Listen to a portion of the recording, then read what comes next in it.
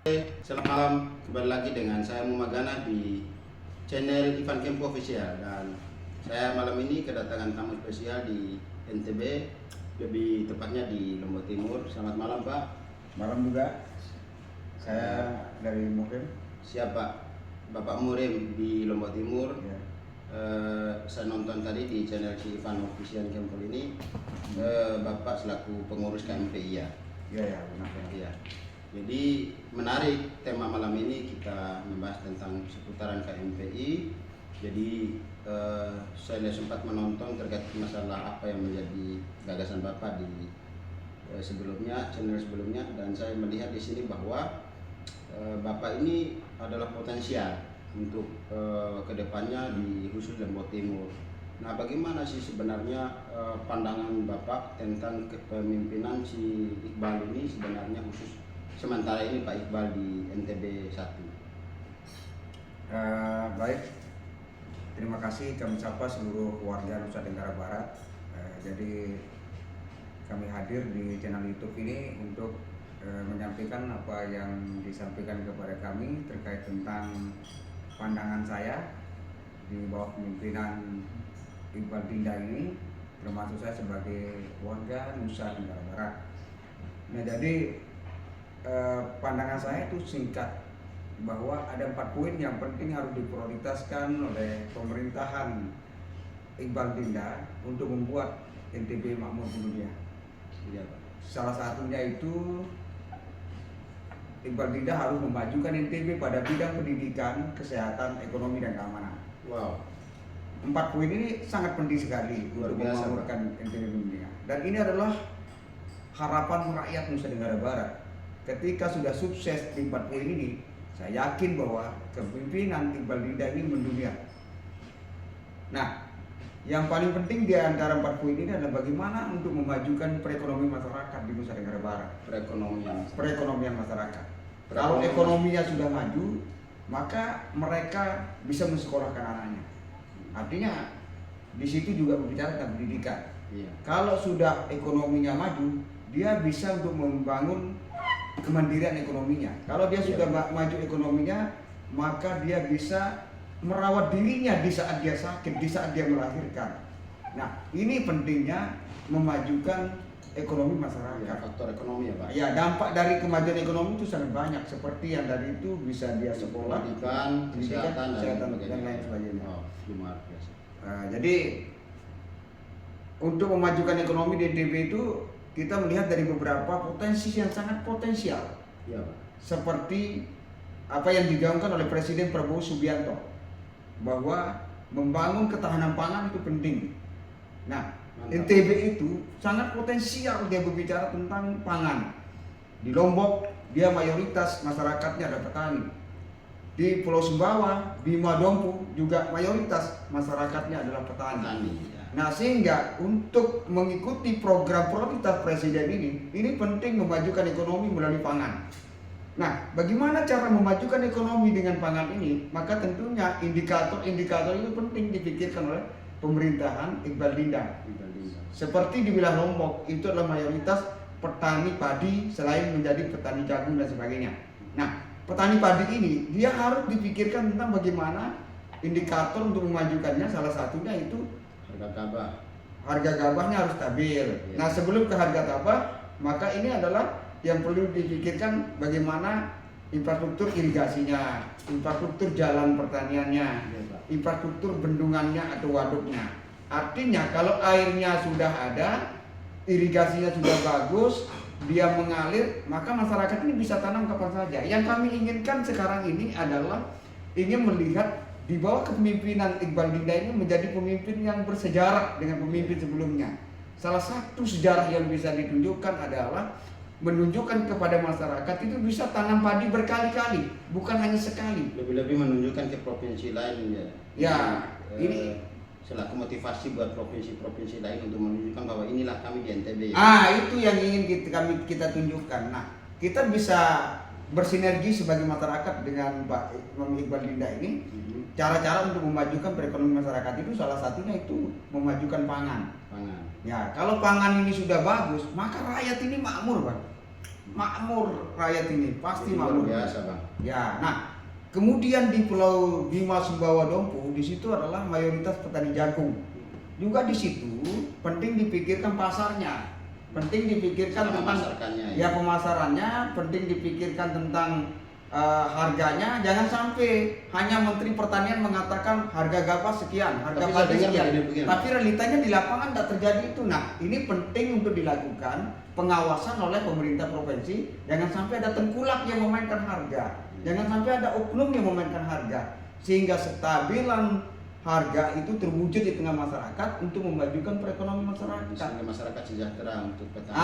Sehingga di situ pentingnya Sepakat, namanya pengawasan yang dilakukan oleh pemerintah provinsi, Saya dengar selain kabar dari ini, Bang. pemerintah provinsi untuk menyediakan infrastruktur yang untuk memajukan perekonomian masyarakat. Iya, sangat luar biasa. Dan saya dengar kabar ini untuk Bima dan Dompu nih bang, lebih khususnya ke petani jagung seperti abang bilang tadi, itu banyak yang mengeluh tentang harga jagung. Nah mungkin dengan solusi tadi abang katakan itu, ya bisa jadi lewat pengawasan pemerintah pusat, pemerintah kabupaten, dan bagaimana kita memproses semua PT-PT yang terkait dengan pengumpulan hasil panen petani jagung ini bisa stabil kayak luar biasa. Jadi teman-teman yang menonton pada malam ini ya sangat luar biasa apa yang menjadi ide dan gagasan dari abang saya ini dari Lombok Timur. Jadi untuk ke depan saya mohon untuk teman-teman yang ada di birokrasi baik di pemerintahan pusat NTB, kabupaten Sumbawa, Lombok dan lain sebagainya, Bima yang di wilayah NTB, agar bisa memproses lagi, agar bisa mereview kembali apa yang menjadi kinerja khususnya untuk petani. Jadi kita petani ini menuntut bahwa kita harus bisa sejahtera, ya bang? Ya, bisa.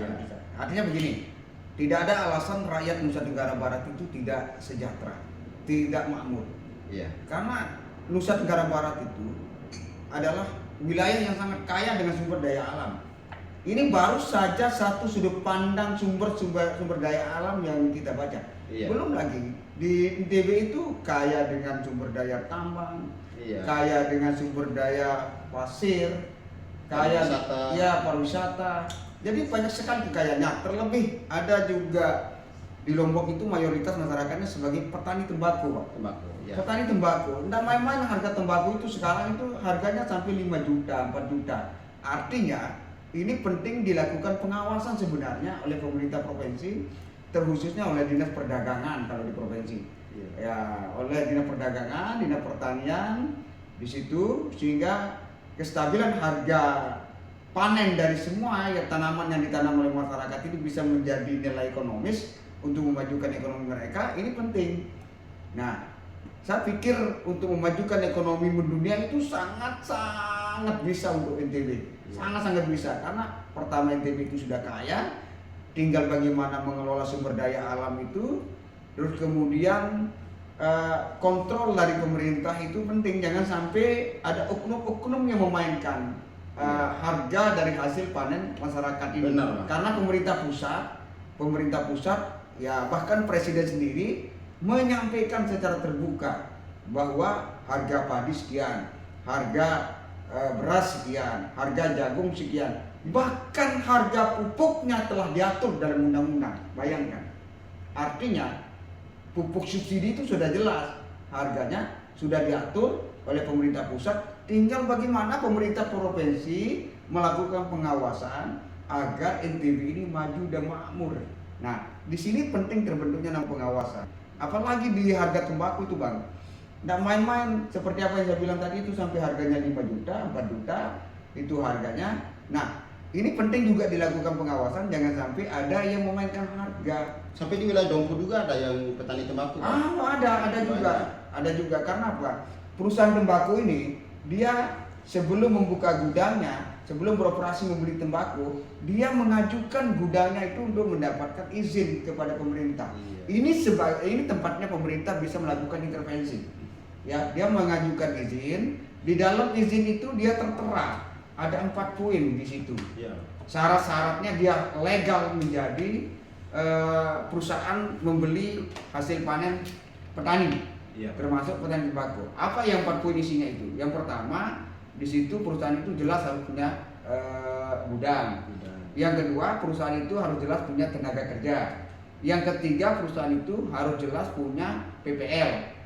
Yang keempat, dia harus bersedia sepakat dengan pemerintah dan masyarakat terkait tentang kesepakatan harga.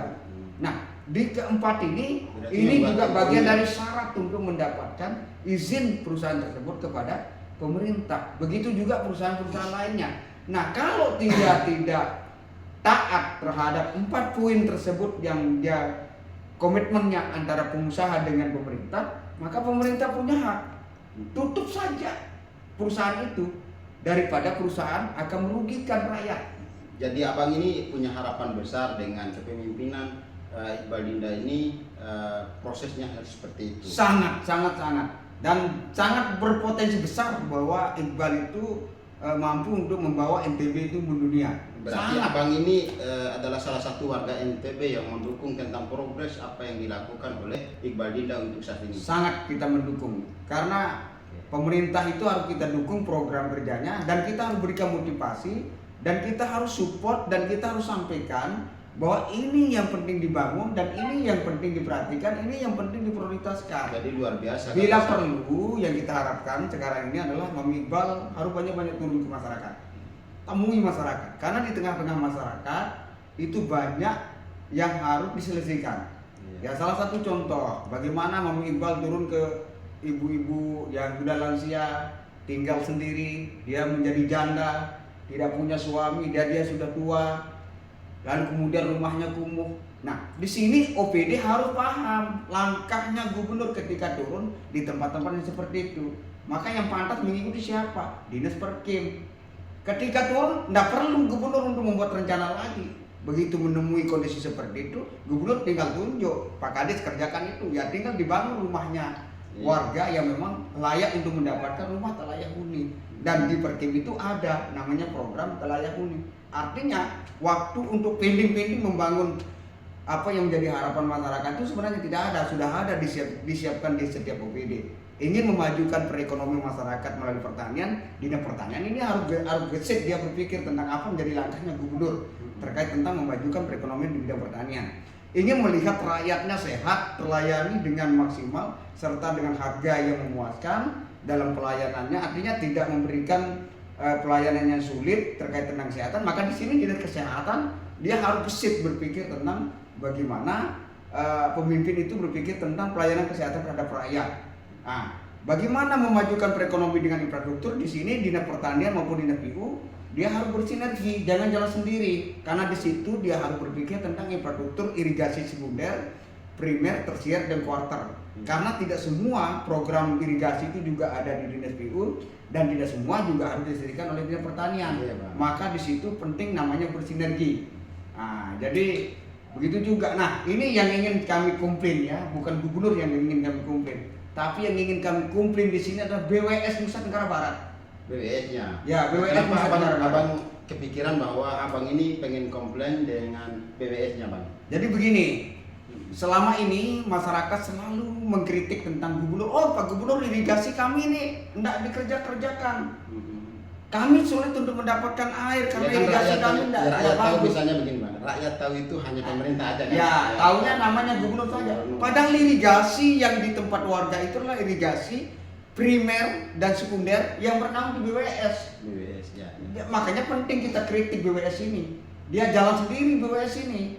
Harusnya dia tanpa melalui koordinasi pemerintah. Seharusnya dia koordinasi dengan pemerintah provinsi, mana irigasi yang memang prioritas yang selalu menjadi tuntutan masyarakat kepada. Berarti saat ini BWS dengan pemerintah itu tidak ada sinkronisasi atau tidak ada interaksi. Kelihatan sekali dia tidak sejalan. Karena dia menganggap diri seolah-olah ini menganggap diri BWS ini dia sebagai lembaga vertikal yang langsung ke Menteri PUPR. Iya, walaupun lembaga vertikal, tetapi itu di bawah wilayah kekuasaan NTB ini yang dalam hal ini dipimpin oleh Pak Iqbal. Nah, tentunya siapapun yang ada di wilayah itu dia harus mematuhi apa yang menjadi program pimpinan pada saat ini. Nah, itu makanya ingin kami komplain karena BWS, ya. Di beberapa titik ya kami sudah keliling. Di beberapa titik masyarakat itu banyak yang telah tanam, Banyak, bahkan pernah sempat mau terjadi gagal panen, gagal tanam. Yang dari 3 kali panen Ya. sampai 1 kali panen. Ya, Mungkin bahkan sempat mau terjadi gagal tanam dan gagal panen. Ternyata itu apa? akibat bendungan atau Nah, makanya ini yang ingin saya sampaikan. Iya. Ternyata itu apa latar belakangnya? Saya turun temui masyarakat. Kenapa Bapak Ibu ini tidak bisa tanam? Air kami Pak tidak bisa sampai. Kenapa tidak bisa sampai? Karena irigasi kami tidak diperhatikan. Nah, irigasi itu saya ditunjukkan oleh masyarakat. Saya datangi lokasinya, Iya. lalu kemudian saya cek dia miliknya siapa, bernaung di, ternyata bernaungnya di BWS. Nah, sejak kapan Pak irigasinya tidak diperhatikan? Dari sejak zaman Soeharto selesai jadi presiden, irigasi ini tidak pernah diperhatikan. Berarti dari sejak itu hanya mengharapkan tada hujan saja untuk cocok tanam. Benar itu katanya masyarakat. Artinya ini BWS sebenarnya harus serius dia turun, harus serius. Sangat kita harapkan supaya bukan gubernur saja jalan sendiri. Iya. Jadi BWS ini penting karena sangat banyak sekali, termasuk bagaimana bendungan ini tidak ada yang dirawat, bendungan ini waduk-waduk tidak ada yang dirawat. Ini waduk-waduk ini adalah wilayahnya BWS NT1 NTB.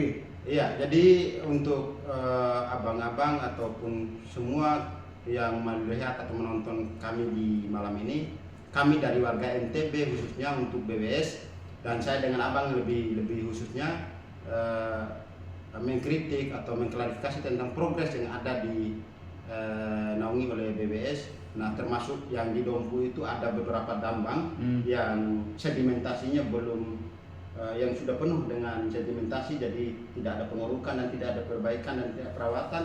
Jadi ini lebih khusus untuk BWS agar melirik dan melihat kembali dan jangan sampai tidak ada sinkronisasi dengan progres yang dicanangkan oleh pemerintah. Jadi kami sangat mengharapkan, kami selaku rakyat NTB lebih khususnya berdua ini mengharapkan kepada pengurus ataupun lembaga BWS ini agar bisa melirik kembali lah, mereview kembali dan melihat kembali apa yang menjadi kendala dan keluh kesah kami dari warga NTB. Begitu Pak ya. Ya. Nah, Jadi terus- terlepas dari itu ada beberapa poin yang seperti tadi terkait masalah wawasan dan gagasan abang ini terkait masalah kesehatan, terus pertanian, infrastruktur dan lain sebagainya. Nah, kira-kira pandangan abang ke depan untuk gagasan berikut untuk melanjutkan ataupun memperkuat visi dan misi Pak Iqbal Dinda ini bagaimana Pak?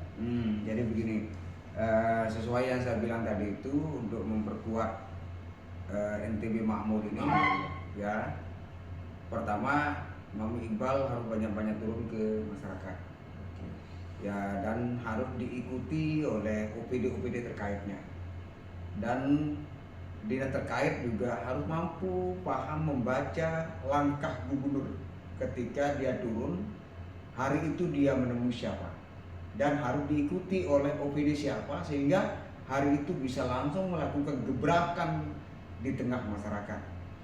Jangan sampai gubernur turun kepada masyarakat, rumahnya telah Yahudi tapi diikuti oleh dinas kesehatan, kan tidak masuk akal. Nah, sinkron Pak. Tidak sinkron kan.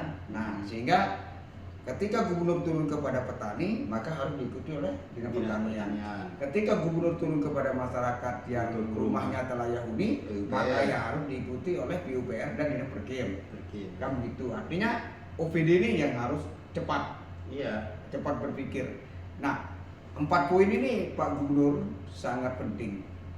Itu prioritas, yaitu majukanlah NTB dengan pendidikannya, Pendidikan, majukanlah NTB dengan Pertanian. kesehatannya, makmurkanlah NTB dengan ekonominya, dan jagalah kemajuan tersebut dengan keamanannya.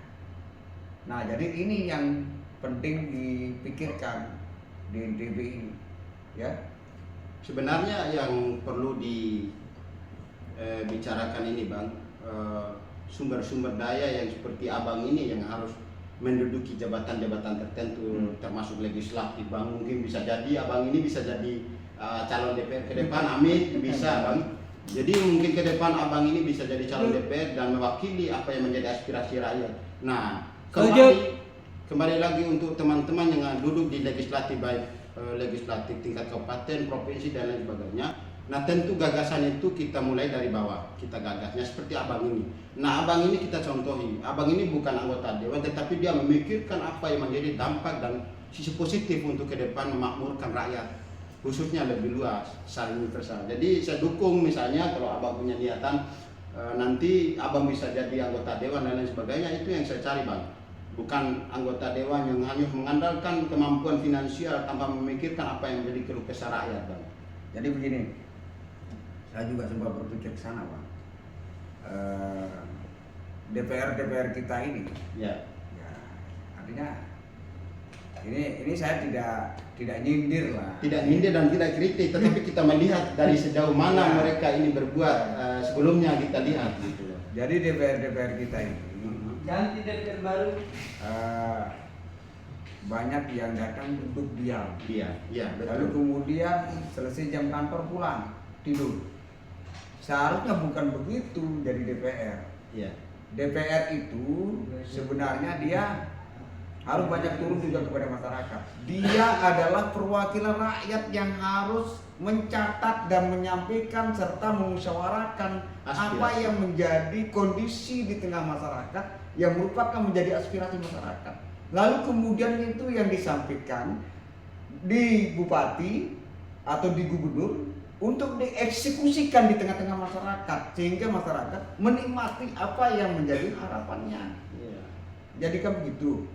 Tapi ya bukan sekedar ngantor saja sebenarnya kalau jadi DPR itu Pak. Iya. Ketika datang ke tengah masyarakat dia harus bela masyarakat. Ini Iya. jangan sampai masyarakat ini sakit dan dia susah untuk mendapatkan perawatan. Dan sebenarnya apa yang menjadi nyawa itu kita mulai dari awal kita mencalonkan diri itu ya kita harus bisa mengimplementasikan sesuatu hal itu sesuai dengan real keadaan. Ya. Sebelum kita itu menjabat kita menjanjikan dan kita mencanangkan sebuah progres dan lain sebagainya. Ketika kita sudah menjabat itu beda cerita bang. Ini kenyataan yang sebelumnya kita lihat secara bersama bang. Dan juga perlu kita sampaikan kepada masyarakat bahwa di pileg nantinya Iya. masyarakat juga harus pandai memilih, Pandai memilih. harus pandai memilih perwakilannya. Kenapa? Kalau orang yang benar-benar pernah merasakan kehidupannya seperti mereka di tengah masyarakat, dia yang menjadi wakilnya, maka dia tidak akan malas turun. Iya. Tetapi kalau dia tidak pernah merasakan seperti kehidupan dia sebagai masyarakat di tengah-tengah masyarakat, dia tidak akan paham seperti apa yang Dan dia terjadi. tidak akan di turun masyarakat. juga bang. Belum tentu juga dia turun. Iya. Artinya DPR ini kenapa penting dia turun? Karena dia yang mampu didengar oleh pemimpin. Iya. Dan dia adalah yang mewakili masyarakat. Artinya perbandingan DPR bersuara itu 1 berbanding 4.000 orang. Kenapa saya katakan demikian? Karena satu DPR itu minimal dia harus mendapatkan suara 3.000 bahkan 4.000. Ya, artinya itulah perbandingan suaranya satu DPR. Kalau DPR yang berbicara ya cepat didengar oleh pemerintah. Karena perbandingannya dia 1 berbanding 4.000. Kita sebagai rakyat ini 100 orang duduk berkali-kali kita ngomong, kita teriak, belum tentu kita didengar. Makanya pentinglah masyarakat memiliki DPR yang paham, memiliki DPR yang serius untuk memikirkan mereka dan yang pernah merasakan seperti kehidupan mereka. Bagaimana rasanya hidup di jalanan, bagaimana rasanya merantau, bagaimana rasanya menjadi orang miskin, bagaimana rasanya tidak mampu berobat, bagaimana rasanya tinggal di rumah kumuh, bagaimana rasanya makan di emperan, bagaimana rasanya susah, pahit. Ini penting punya DPR yang seperti itu, yang pernah merasakan kehidupan seperti itu. Nah, jika ini ya, Iya. ini doa kan? Iya. Ya. Jika saya nanti bisa jadi DPR, ya, maka aktivitas keseharian yang pernah saya lakukan selama kerja sosial akan saya kembangkan, akan saya tingkatkan. Kegiatan-kegiatan sosial yang sering saya lakukan selama ini, Bang, ya, di masyarakat di wilayah kami, di desa kami maupun di wilayah kami di bagian selatan, di Lombok Timur itu, ya, kami sering tanam pisang. Ya. Di mana kami tanam pisang? Di tengah jalan. Kenapa kami tanam pisang? Inilah bentuk protes kami terhadap pemerintah agar mendapatkan jalan itu di aspal, jalan itu di hotmix. Karena berkali-kali kami teriak pada waktu-waktu itu, sulit direspon karena kami sadar bahwa kami sebagai rakyat, sehingga kami memakai jalan terakhir yaitu tanam pisang untuk mendapatkan respon. Dan alhamdulillah jalan itu semuanya telah mulus. Kenapa kami lakukan gerakan itu? Agar dunia tahu bahwa jalan itu sangat dibutuhkan oleh masyarakat. Kenapa penting jalan dikerjakan? Karena untuk memajukan ekonomi itu memang jalan. Kenapa yang membuat kita kasihan kepada warga kita? Karena selama itu dia mengangkut padi menggunakan pundak 1 kilo. Berarti sarananya tidak memadai. Sarananya yang tidak memadai. Padahal wakil presiden kita yang sekarang ya, Gibran, di dalam menyampaikan visi misi, dunia ini sudah maju bahkan menggunakan IT, menggunakan teknologi. Majunya kan itu disampaikan. Tapi coba di desa, masyarakat kita masih menggunakan pundak untuk mengangkut padi. Ini artinya bahwa belum maksimal sampai ke tingkat tataran desa untuk diperhatikan tentang memajukan ekonomi dengan infrastruktur. Terus yang kedua, aktivitas yang sering kami lakukan yaitu mendorong percepatan pembangunan infrastruktur irigasi agar air itu mengalir dan melakukan pengawasan terkait tentang harga pupuk. Bahkan kami hadirkan pemerintah pusat dari tangan kanannya Presiden Jokowi waktu itu untuk memberikan solusi terkait tentang infrastruktur, dan kami dapat itu miliaran irigasi, miliaran anggaran irigasi, dan itu sudah dikerjakan dan masyarakat kami di tempat itu alhamdulillah merasakannya air mengalir. Luar biasa. Dan bisa dia sebenarnya mau gagal panen, mau gagal tanam, tapi dia bisa bercocok tanam ketika irigasinya sudah dikerjakan. Nah, hal-hal seperti ini kami akan kembangkan ketika saya sendiri nanti bisa jadi DPR. Dan aktivitas yang sering kami lakukan itu membantu orang sakit, membantu orang melahirkan. Banyak sekali kesulitan-kesulitan yang pernah kami temui orang-orang yang melahirkan. Contoh bayangkan di desa-desa itu kami pernah menemukan orang menangis, Pak. Menangis, dia hanya punya uang 1 juta dan dia disuruh nebus istrinya melahirkan itu 6 juta kalau operasi, bahkan 8 juta. Dia menangis datang ke rumah, dia tidak punya solusi. Berkali-kali dia bolak-balik buat BPJS, ternyata dia sulit. Alhamdulillah kita dalam jangka 1 menit membantu dia, membimbing dia, mendampingi dia. Dia dapat langsung pelayanan BPJS, dan dari 1 juta yang dia punya, kesulitan 8 juta tersebut dia bisa menjadi rupiah. Wah, luar biasa. Dan ini sangat banyak. Nah, sekarang seperti apa yang saya sampaikan berkali-kali, masyarakat sekarang tidak hanya orang-orang kaya yang ditimpa oleh penyakit mahal, bahkan orang miskin pun juga ditimpa oleh penyakit mahal. Salah satu penyakit mahal, penyakit kanker, penyakit kencing manis, penyakit batu ginjal. Ini penyakit mahal semua. Nah, kalau di masyarakat miskin, dia tidak akan mampu untuk membayar biaya perawatannya. Bahkan banyak orang sakit takut ke rumah sakit. Bukan berarti takut dia untuk dirawat, tapi dia takut untuk biaya perawatan. Oke, Bang. Nah, yang kita inginkan nantinya ketika misalnya saya terpilih menjadi DPR, Pak, ke depan tidak boleh ada lagi rakyat yang takut ke rumah sakit untuk biaya perawatan. Tidak boleh. Kita DPR memang tidak kaya secara pribadi, tetapi DPR itu punya hak untuk membantu rakyat, punya kekuasaan untuk membantu rakyat, dan dengan kekuasaan tersebut dia bisa membantu masyarakat, dia bisa meringankan masyarakat dengan biaya-biaya masyarakat untuk perawatan tersebut. Nah, kira-kira begitu, Abang. Oke, baik. Jadi untuk teman-teman atau abang-abangku yang sekarang menjabat sebagai legislatif DPR baik tingkat provinsi maupun kabupaten, ini bagian daripada evaluasi khususnya untuk abang-abang semua untuk menjadi